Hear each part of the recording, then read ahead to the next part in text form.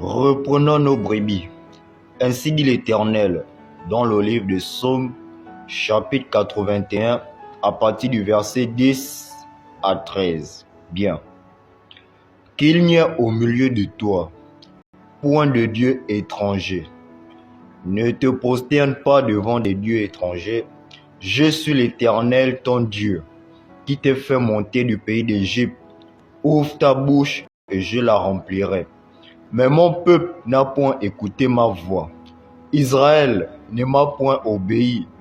Alors je les livré en penchant de leur cœur et ils ont suivi leur propre conseil. Bien.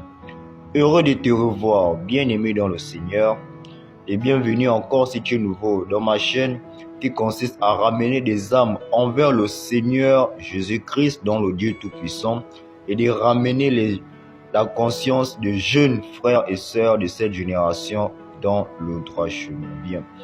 Ici, dans ce passage, il est question simplement de l'idolâtrie.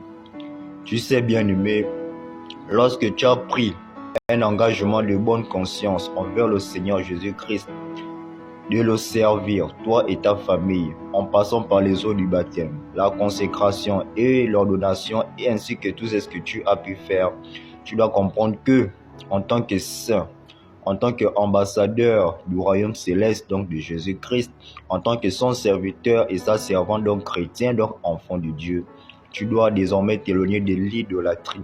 Et si l'idolâtrie, ce n'est que quoi? Ce ne sont que les totems ancestraux, les choses familiales, les pactes, les alliances que nos aïeux, que ce soit ton grand-père, tes grands-parents, tes parents fait, tout ceci ne doit plus être en accord avec toi. Tu dois les bannir et tu dois les renier, car soit tu sers maman, soit tu sers Dieu.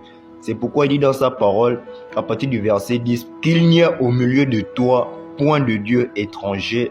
Ne te prosterne pas devant des dieux étrangers. Tu vois? Donc, il n'est plus de l'idolâtrie dans ta famille, auprès de ton épouse, tes enfants, même dans ta maison. Comme on voit dans certaines maisons, tu rentres dans une maison, tu vas voir quelque chose accroché devant la porte, sur les murs, tout ceci dans la maison d'un enfant de Dieu, donc d'un chrétien, c'est de l'idolâtrie. Ensuite, il dit, je suis l'Éternel, ton Dieu, qui t'ai fait monter du pays d'Égypte.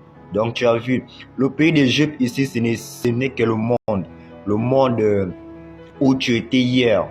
C'est ça l'Égypte, selon la parole de Dieu.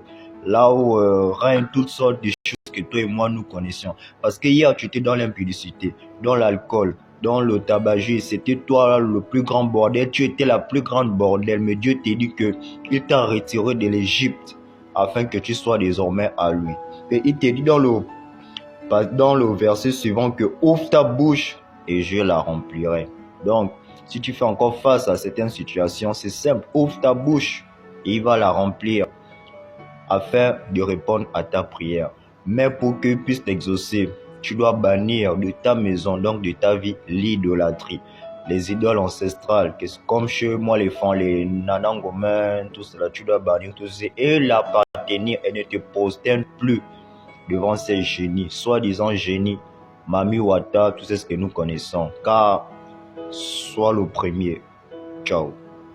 Ta volonté, ta volonté, ta volonté.